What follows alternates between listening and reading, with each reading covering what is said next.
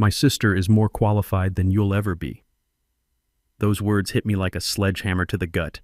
Austin Whitfield stood there in that glass conference room, red-faced and practically vibrating with his daddy's authority, while half the engineering department pretended not to stare through the windows like we were some kind of corporate gladiator match.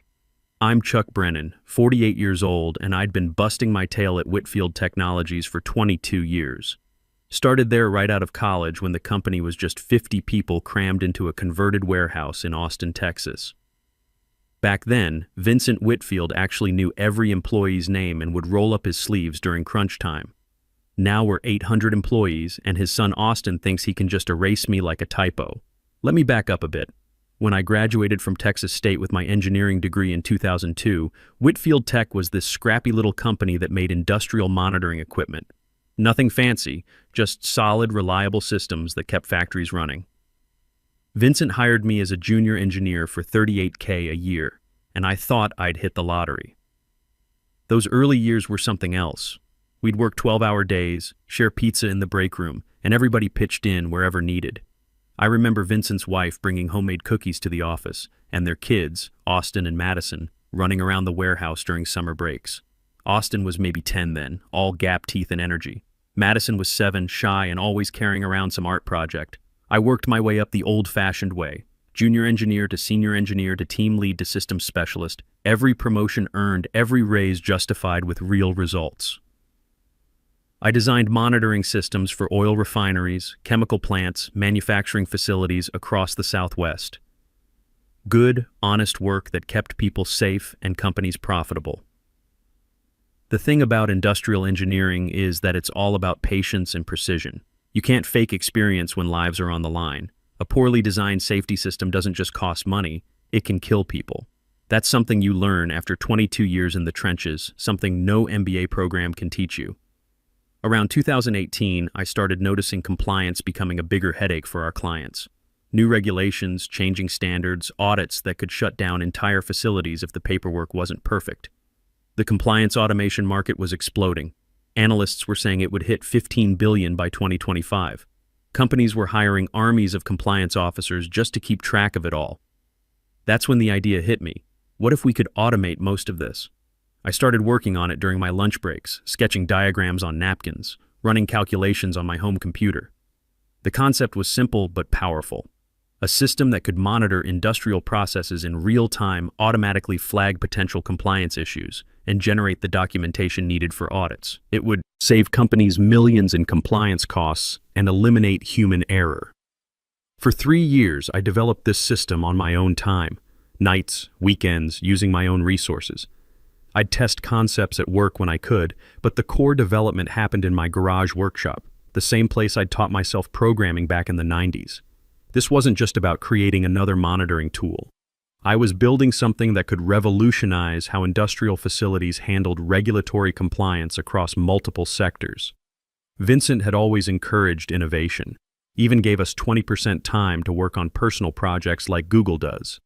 But as the company grew and Austin started taking on more responsibility, that culture changed. Suddenly everything had to go through committees, had to align with strategic initiatives, had to be approved by people who'd never held a wrench or debugged a control system. That's about when I noticed Madison hanging around more. She'd graduated from University of Texas with a marketing degree and tried her luck in Silicon Valley for a few years. From what I heard through the office grapevine, she'd joined some trendy startup that burned through $5 million in funding before collapsing. Now she was back home, looking for her next opportunity. She started showing up to our engineering meetings claiming she wanted to understand the technical side of the business. Fair enough, lots of family members learn different departments. But something felt off about the questions she was asking. Not the broad curiosity of someone trying to understand how things work, but very specific questions about algorithms, data structures, implementation details. I'd catch her photographing whiteboards after brainstorming sessions, claiming she was documenting ideas for the marketing team. She'd ask to see documentation for systems I was developing, saying she needed to understand our capabilities for client presentations. Red flags, but subtle ones. The final straw came during a team meeting about automation possibilities. I was walking through some concepts on the whiteboard, nothing proprietary, just general approaches to compliance monitoring. Madison was taking notes on her phone, which wasn't unusual. Lots of people do that. But when I glanced over her shoulder, she wasn't typing notes, she was recording video. That's when I heard her comment to some younger engineers by the coffee machine a few days later. "It's amazing how fast technology moves these days," Madison had said, stirring cream into her latte. "If someone doesn't protect their intellectual property, it's basically fair game, right? Like, ideas are just floating around until someone actually does something with them." At the time, I'd figured she was talking about general industry trends. Looking back, it felt like a confession. That night, I made a decision that would save my career and expose their whole operation. I called my buddy Jerry Patterson, who'd left engineering to become a patent attorney. We'd kept in touch over the years, and I knew he specialized in intellectual property for tech companies. "Jerry," I said, "I need to file a patent, and I need to do it quietly." "What kind of system are we talking about?" he asked. I walked him through my automation framework, the algorithms, the data structures, the compliance monitoring protocols I'd been developing. Jerry was quiet for a long moment. "Chuck," he finally said, "this could be worth serious money. The compliance automation market is exploding. How sure are you that you developed this independently?" "Dead sure. I've got 3 years of documentation, all on my personal equipment, all on my own time." "Then let's get this filed before anyone else gets the same idea." 2 weeks later, I was sitting in Jerry's downtown office, signing papers that would change everything. U.S. Patent Application 11,847,632.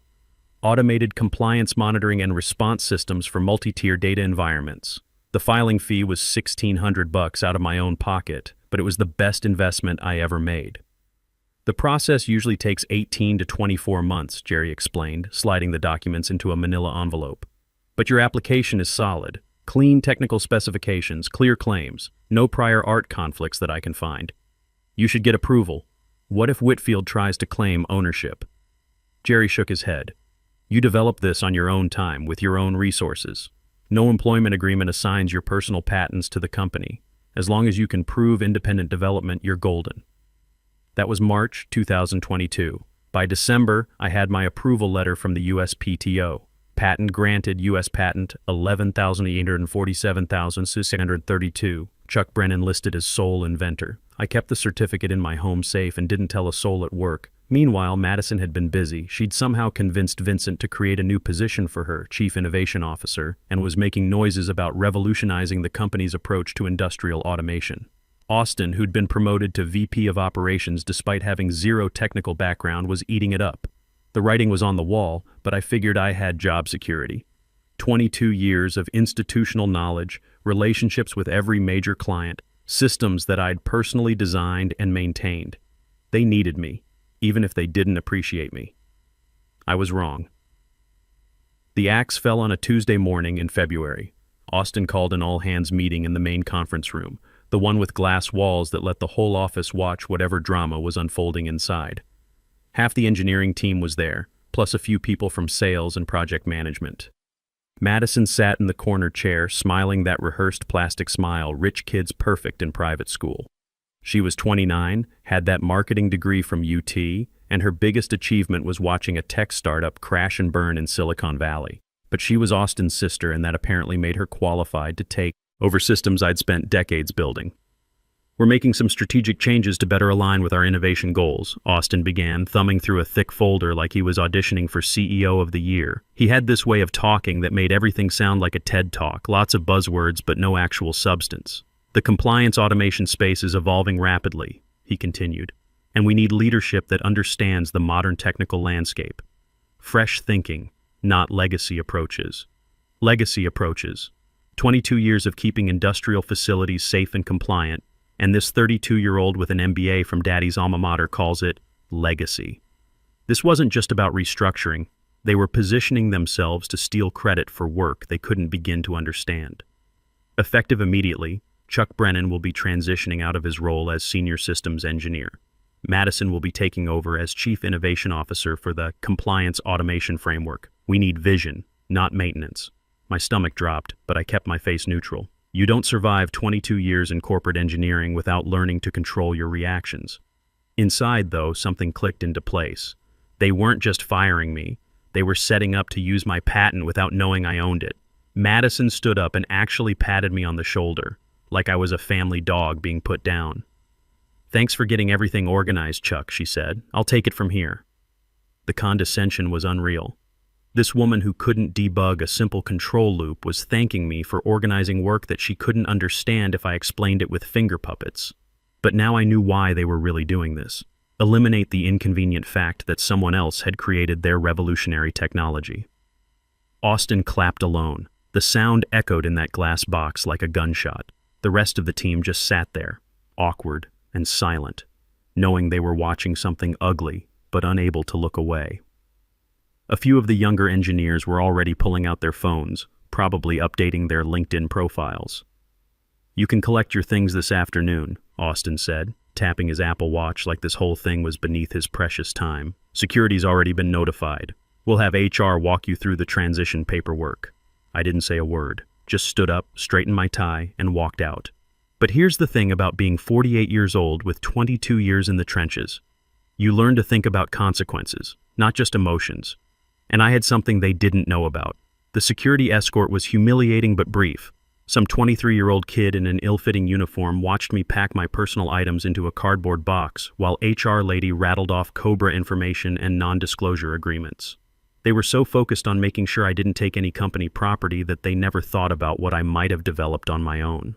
My desk was clean. Within an hour, 22 years reduced to a box of coffee mugs, family photos, and a desk lamp I'd bought with my own money. The hardest part was walking past the engineering lab where I'd mentored dozens of young engineers over the years. Some of them looked like they wanted to say something, but what could they do? Austin held their paychecks hostage too. That night I sat in my kitchen eating leftover Chinese takeout and staring at the patent certificate I'd pulled from the safe.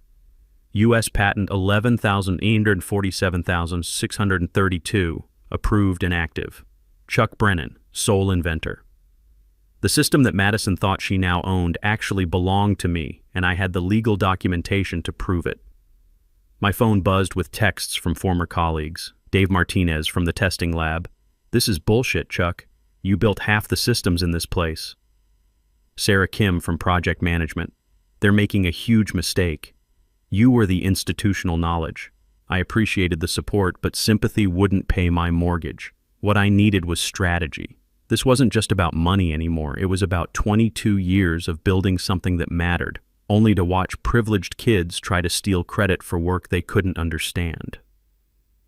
I opened my laptop and started researching intellectual property law, specifically how patent rights work when former employees claim ownership of innovations.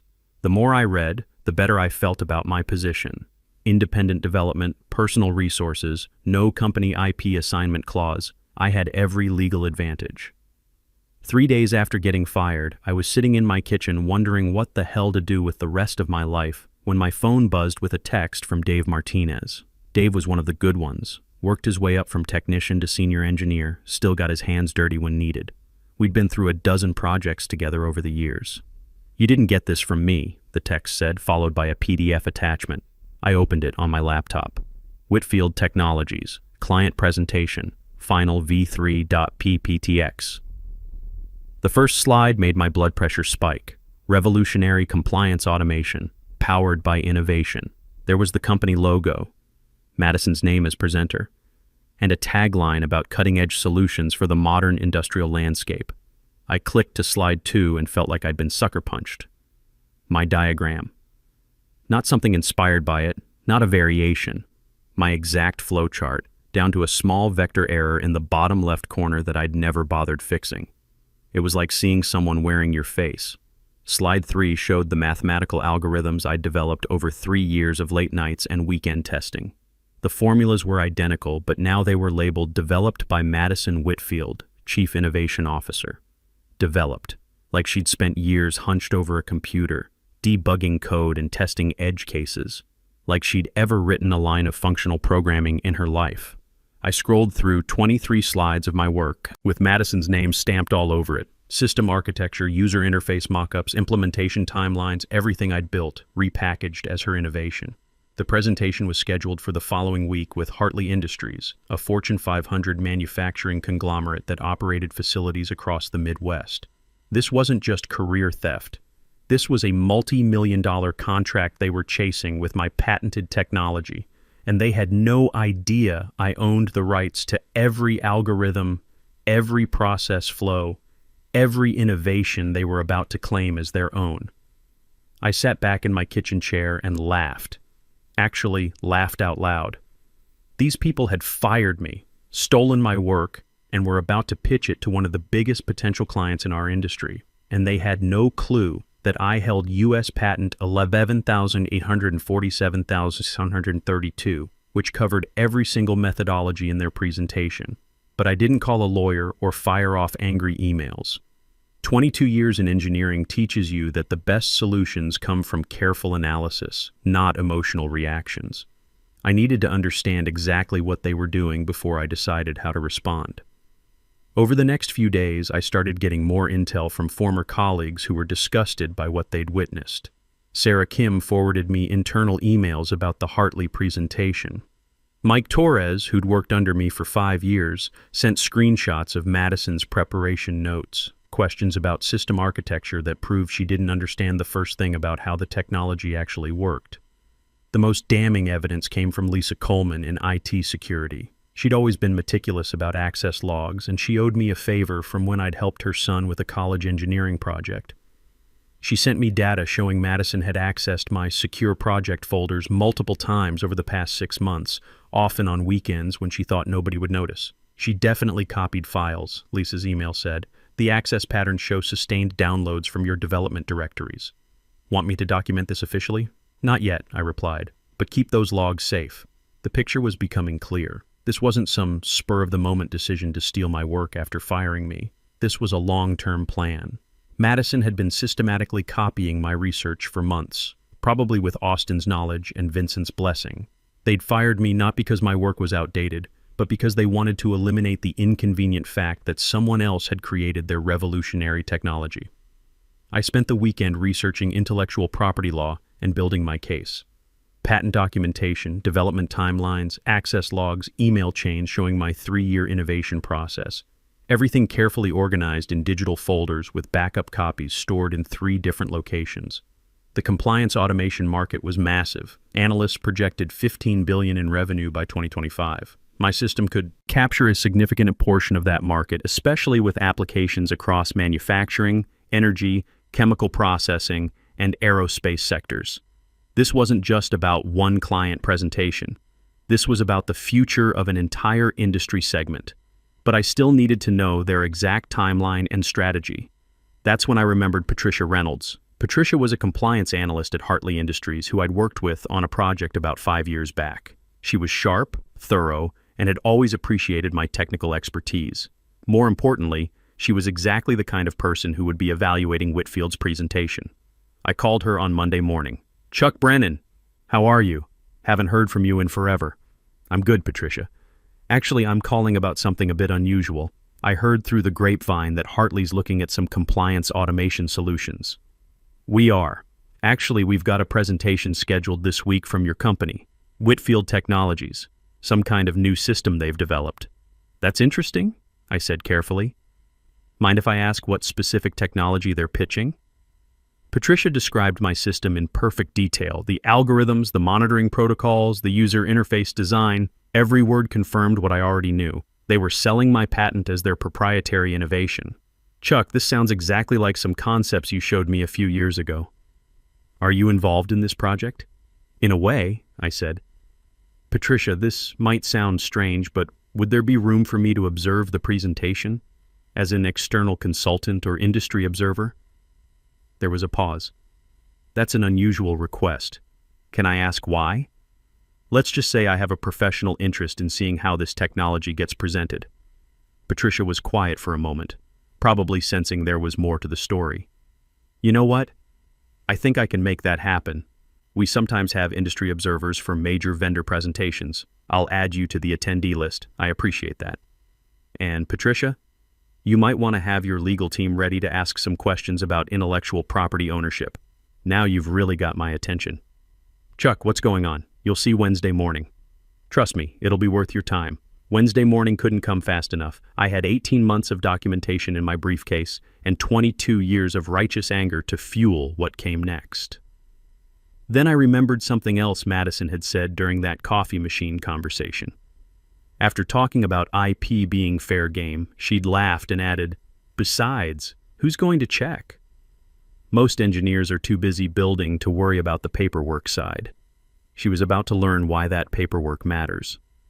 Wednesday morning arrived gray and cold, typical February weather in downtown Austin. I drove to Hartley Industries corporate offices wearing my best suit and carrying a black leather folder that contained 18 months of carefully documented evidence. No nerves, no dramatic speeches planned, just patience and paperwork, an engineer's revenge. The conference room was exactly what you'd expect from a Fortune 500 company. Floor-to-ceiling windows, polished walnut table, leather chairs that probably cost more than most people's monthly salary. Austin was already there, pacing and practicing his pitch like some kind of corporate peacock. Madison sat with her MacBook open, scrolling through slides she'd stolen but didn't understand. They didn't notice me in the back row. To them, I was just another guy in a suit, probably somebody's assistant or a junior analyst. Patricia had introduced me as Chuck Brennan, industry consultant, which was technically accurate if you considered unemployment a form of consulting. The presentation started with the usual corporate fluff: market opportunities, growth projections, synergistic solutions that would revolutionize the compliance landscape. Austin was in his element, throwing around buzzwords like he was being paid by the syllable. Whitfield Technologies has always been at the forefront of industrial innovation, he said, clicking to a slide showing the company's history. Today, we're excited to share our latest breakthrough in automated compliance monitoring, a system that will transform how Fortune 500 companies handle regulatory requirements. Then Madison took over for the technical section, and I had to bite my tongue to keep from laughing. She stood up, straightened her blazer, and launched into an explanation of my system using language she'd clearly memorized without understanding. Our proprietary automation framework represents a paradigm shift in compliance monitoring, she said, clicking to my flowchart diagram. The system utilizes recursive validation protocols and tiered response hierarchies to ensure real-time regulatory adherence across multiple industrial sectors. She was reading from notes, stumbling over recursive and mispronouncing hierarchies. This woman was trying to explain algorithms to industrial engineers using words she'd Googled the night before. It was like watching someone perform surgery with a manual they'd never read. The market potential is enormous, Madison continued, her confidence growing as she got deeper into the stolen presentation. With compliance automation projected to reach $15 billion by 2025, our system positions Hartley to capture significant market share across manufacturing, energy, and chemical processing sectors. She was using my market research, my projections, my 3 years of development work, all repackaged as Whitfield innovation. Halfway through the technical overview, Patricia raised her hand. Quick question before we continue. This methodology, has it been submitted for patent protection? The room went quiet. Austin's smile flickered for just a second before he recovered his corporate composure. It's proprietary to Whitfield Technologies, he said smoothly. Internal development over several years, but we're certainly open to discussing exclusive licensing arrangements with strategic partners like Hartley. Patricia nodded politely.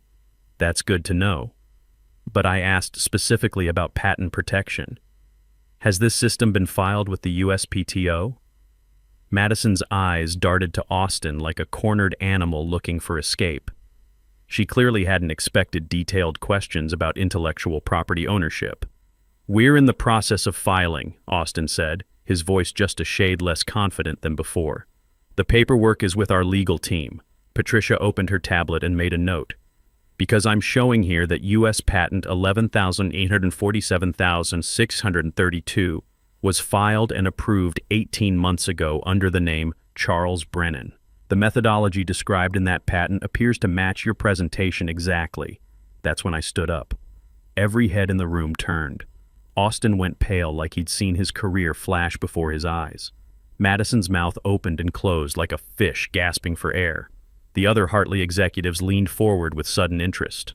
I walked down the aisle with my black folder and handed it directly to Patricia. No dramatic speeches, no angry accusations, just documentation.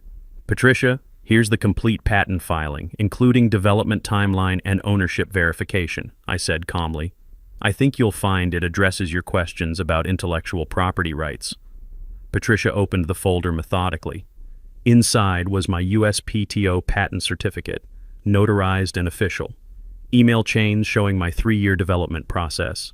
Access logs from Lisa Coleman proving Madison had stolen my files. Screenshots of my original diagrams with creation timestamps. And a simple cover letter stating that I was the sole inventor and owner of the technology being presented. The silence in that room was deafening. You could hear the air conditioning cycling and someone's stomach rumbling. Austin was gripping the edge of the table like it might keep him from drowning. Patricia reviewed each document carefully, then looked up at Austin. Mr. Whitfield, it appears this presentation contains patented technology that doesn't belong to your company. We'll need to suspend this discussion pending clarification of ownership rights. Austin tried to salvage it, his voice cracking slightly. There must be some misunderstanding. Chuck was our employee. Anything he developed should belong to the company. Patricia looked at me. Mr. Brennan, do you have anything to add? The patent documentation speaks for itself, I said.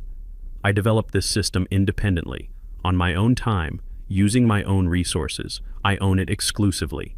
They don't have any legal right to use or present it.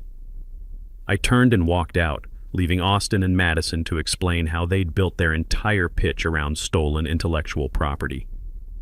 By 4 p.m. that afternoon, my phone was ringing non-stop. Vincent Whitfield himself called around 6, his voice tight with barely controlled panic. Chuck, let's discuss this like professionals, he said. I'm sure we can reach some kind of arrangement that works for everyone. We can, I replied. But the terms just changed significantly. Your son fired me, then tried to sell my work to your biggest potential client. Any licensing discussion starts with a formal acknowledgement of theft and a public apology. That seems extreme. Not as extreme as patent infringement lawsuits. Ask your lawyers. 2 weeks later, I was sitting in Patricia's office signing an exclusive licensing agreement with Hartley Industries. $220K upfront plus $85K in annual royalties, with full attribution and control over future development. They wanted the real inventor, not some knockoff version with a marketing degree. Whitfield Technologies lost the contract and their reputation took a beating when word spread through the industry. Austin got quietly reassigned to business development, corporate speak for career purgatory. Madison's chief innovation officer role was eliminated during the next quarterly restructuring. As for me, I used the licensing money to start Brennan Engineering Solutions with 3 former colleagues who'd watched the whole mess unfold. Our first-year revenue hit $950K, and we're on track to double that this year. Turns out 22 years of experience isn't outdated after all. It's just patient enough to let arrogance hang itself with its own rope.